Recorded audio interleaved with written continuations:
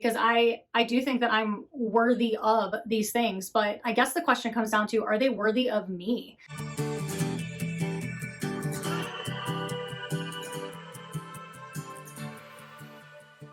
Hey guys, welcome back to my channel. So I figured today would be a great day to start the vlog.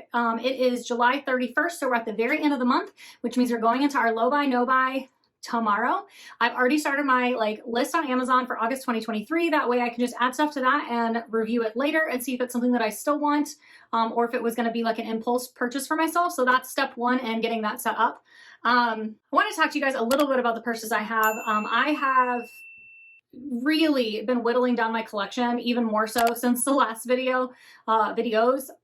Okay, so something about me that you guys I'm sure have figured out, that if something sits in my house for too long, I'm not going to let it sit there any longer. It goes out the door. I'm going to, sell it, donate it, give it away, trash it, whatever it needs to be for that item. That's what I'm going to do. And ultimately, if I don't reach for something, specifically a purse, in a while, then I am going to let it go.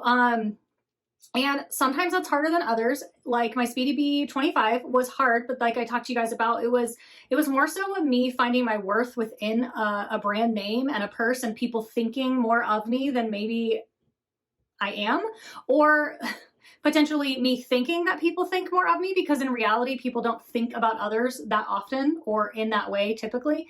So it's a lot of me stuff that I've dealt with and I'm dealing with on the daily, and consistently remind myself like my worth is not found in those bags. Julie from AKB Bags, agent AKB Bags, she made a comment on that video and said, yeah, I don't feel worthy to carry the bags. And that is not what I was saying. I think we as a whole are worthy to carry whatever we choose to carry. It's more that I was putting like my worth and my value into carrying these purses. So I just wanted to make sure that that was coming across clearly, because I do think that I'm worthy of these things. But I guess the question comes down to, are they worthy of me? Are they worth my time and hard-earned money? And when you talk money, you're talking about your time and the time that you spent to earn that money. Now are you willing to give it up for this thing that, I mean, in reality, the more I'm looking at it, the more Louis Vuitton is just like triple coated canvas. Their empreinte leather is very amazing. I do not discredit all of their purses, but I just think that they're too overpriced for what they are. And that I can find other quality pieces that may last a lot longer, and I may keep in my collection a lot longer than like a canvas purse. So that is just where I'm at. It is not a judgment against anybody who still has those purses. I still think that those purses are absolutely beautiful. I catch myself looking on those sites a lot. More so I look on like Poshmark and Mercari, like Depop, the pre-loved market, which I've always been a pre-loved market person on Fashion File and Rebag, but lately Fashion File and Rebag have been doing some things that are a sign of the times, I guess, a sign of like this coming recession that we've got, or the one that we're in, however you want to look at it. They're doing lowball offers. Fashion File is now like what seems like nickel and diming for everything. So now their return policy has changed, and Hello Catwalk City has a great video about that and how that's changed. I'll try to link that up here so you guys can go check that out, because Fashion File and Rebag to me used to be like amazing sites, but I don't know what's going on. I know people aren't spending the money like they were on luxury goods. And I don't know if that's just a shift in society's brain as a whole, and we're like focusing on different, more important things after like 2020 and all that. I know that's what has happened for me a lot.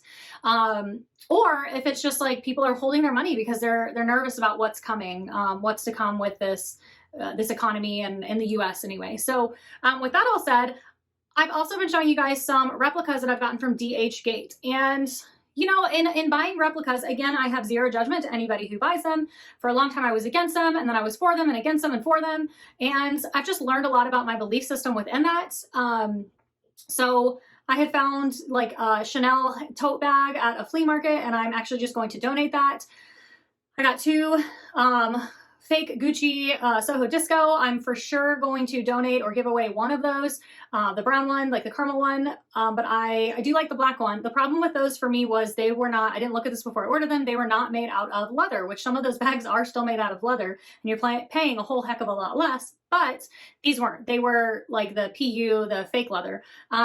Still really smushy, still really usable. I really like the black one, and so I'll probably keep that, but I personally will not resell those fake bags.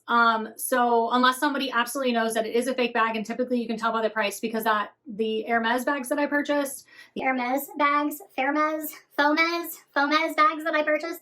the black one I gave to my mom, and I think she's enjoying that. And then the small brown one I ended up taking to the flea market and selling for like $10. I lost money on that big time, but I was okay with it because I'm not going to list it. I mean, one, you can't even list it. You cannot list it on Facebook Marketplace. Poshmark and Mercari are going to flag your account. And I'm not interested in doing that. I only want to sell the real deal on there. So you can rest assured if you go check out my Poshmark or my Mercari closets, I only sell the authentic pieces there. I also, Poshmark will authenticate any purchase that's above $500 on a like handbag and maybe watches and stuff. And then Mercari, actually, you pay to authenticate it and it shows a little diamond in the listing so that you know that it's authentic as a buyer. Anything that you purchase from me, I'm happy for you to, you know, send off pictures to pro authenticators or whoever you want to and get it authenticated because I know that what I'm listing is legit on there. So go check those out. But within that, my thought has changed a little bit on the fakes and why I'm carrying them and what my motive behind that is. There are a couple that I'm going to keep. The one like fake Chanel 19 that I got, actually, and this is where I was getting out of hand on this. Like I ordered a second one in a black that's a little bit bigger size. And so if it's as good a quality as this first one that I got, that's the tan color, the beige, I will probably keep those. And it's not a matter of people seeing me carry it because I think I'd probably carry it with the lock turned in so people don't even know what it is. It's more like they feel really nice. The replicas that these people made, they actually did a really nice job on it. And I got it for a fraction of the price of a real Chanel 19. And now I know that if I ever wanted to purchase a Chanel 19, I would like it. So I have those. And then, like I said, I gave away those other ones and keeping that black one. I have a black Hermes Evelyn, I think, the GM, the big one. And I got that on Amazon like 2 or 3 years ago. And it's been a really great purse. I'm not sure if I'm going to keep that one or not because I've only reached for it once in the last like 2 years. I mean, when I first got it, I carried it a lot and now I haven't reached for it again. So that's probably going to go away.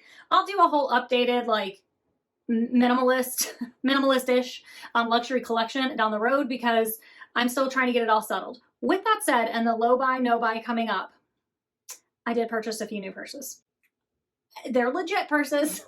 They are not really a brand name though. They are a brand name and they're a brand name I've talked about before, and that's Rough Tumble. Last week they had a 20% off sale site-wide pretty much. And I have for 3 years been looking at the 1903, 2 or 3 years, however long they've had it out. I've looked at it and thought, man, I really want that. I just never pulled the trigger because I think it's like 400. Let me look.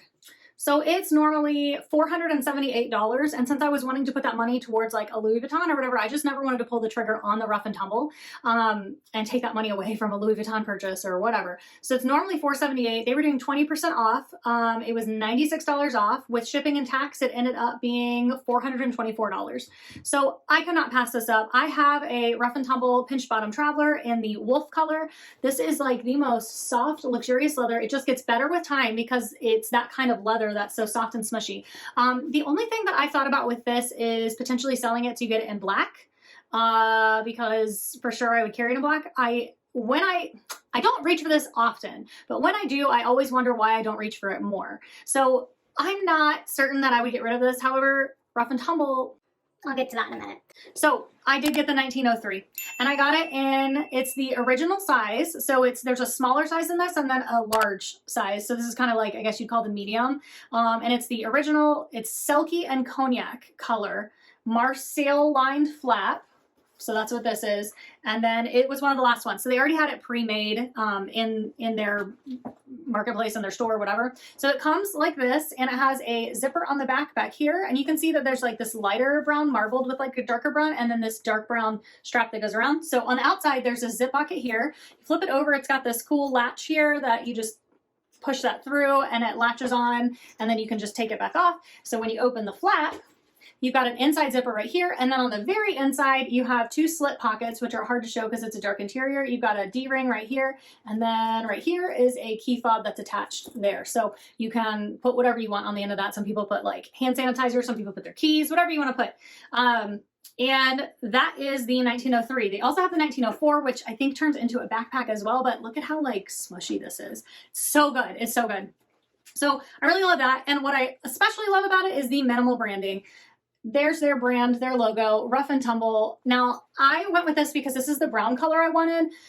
You can custom order it, so you can custom make everything where you can change the zipper pull and the color here and this color and the bottom panel, and you can actually choose not to have a label on the bottom. I don't mind the label on the bottom. It almost, to me, if you were going to set it down, almost acts like a little protective surface there, so I like that.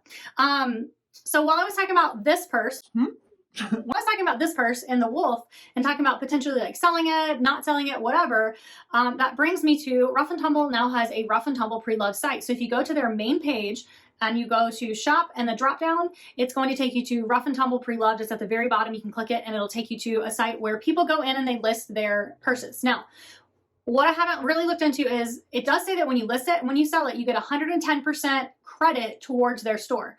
I don't know if that's all you can get is a credit towards the store, or if you can take that money and cash it out and have it in your bank account. I don't know how that works. So if I were going to sell it, it would be on there. I'd probably also list it on Poshmark Mercari, Depop maybe. I've not had any luck on Depop, but that's a maybe. So while I was on that site and looking for, you know, to exchange these purses out that I have and sell them, I found a gorgeous black tote that's on the pre-loved, and I think I got like $100-ish off of the original price. This is the Nina tote. It's brand new, never used, and it is just one big luscious bag of openness. Like, it's awesome. It's going to be an amazing book bag. Again, on the inside, it's hard to see, but there's, let's see, 1, 2, 3, 4 slip pockets, and then a zip pocket in the back here, which is right above where their logo is. Again, like very minimal branding, which is awesome. This one does not have anything on the bottom or anything like that.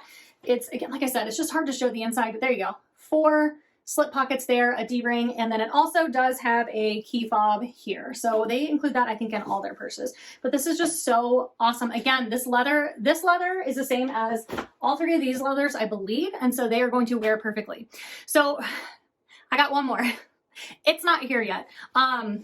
Jen from the Brunette Press and I have connected on Instagram like a lot of you have, but I've really followed her journey. She's going through a lot of similar things as me, getting rid of a lot of her collection, her luxury collection. Her and her husband, if you didn't know, are building their own custom van to travel around in with them and their 2 dogs.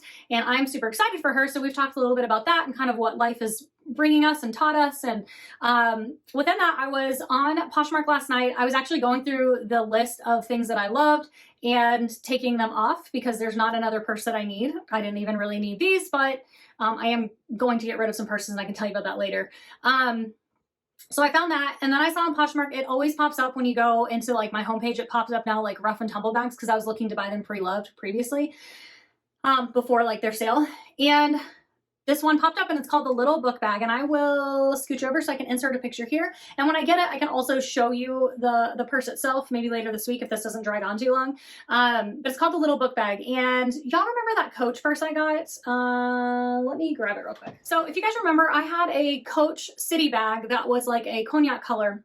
And I gave it to my niece before she went to Guatemala so she could use that. And I was like, I'll find another one. And I ended up buying the darker brown one. And I was like, man, I'm missing that color. So I got this one. And it is, while it is very similar to the one I had prior that I gave her was more well-loved. And so I think that the color had actually darkened up a little bit. And it just felt a little bit more like worn in. And I love that. I loved that. I didn't realize that's what I loved about that, but that's what I loved. So I'm going to keep the darker brown one. This one I am going to sell.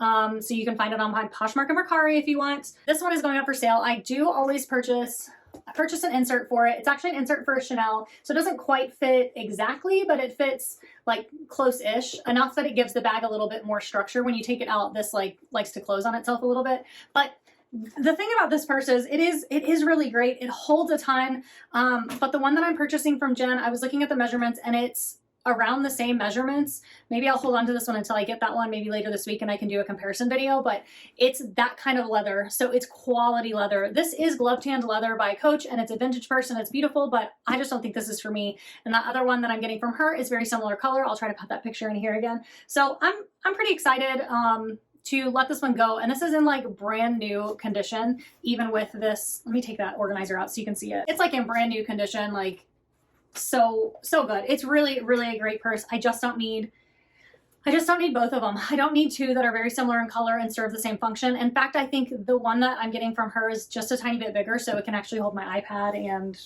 probably my camera if I wanted it to, all that kind of stuff. So later this week, maybe later this week, I'll go over like what I'm keeping and what I'm selling, and then you guys can go to my Mercari and Poshmark closets if you're interested in any of them. I did just have a subscriber purchase my Mulberry Mini Alexa, or I should say she watched my video on it. I think she's a subscriber regardless. It was really exciting. She reached out to me and we made a deal on that on Mercari, and I shipped that off to her this morning. I'm really excited for it to go to a new home. I just didn't reach for it. Gorgeous purse, nothing wrong with it. I just didn't reach for it. I think honestly I just got too scared to carry it because I was nervous I was going to damage it more than the one scratch that it had on the gold plate. So I think that's it for today because I'm at like 18 minutes, and if I'm going to do this all week, that's just too much. So maybe I'll have to do separate videos. Maybe this won't end up being a vlog. Maybe this should just end up being a one-off video, and then I can do another video showing all this other stuff later. So that was a lot of info. Let me make sure I got through everything. So thank you guys for tuning in. I will catch you in the next video. If you're new here, thanks for watching. If you've stuck in here this long, and if you're not, it's nice to see you again. I will see you next time. Bye. Hey, you guys. I think more than just my Mulberry Mini.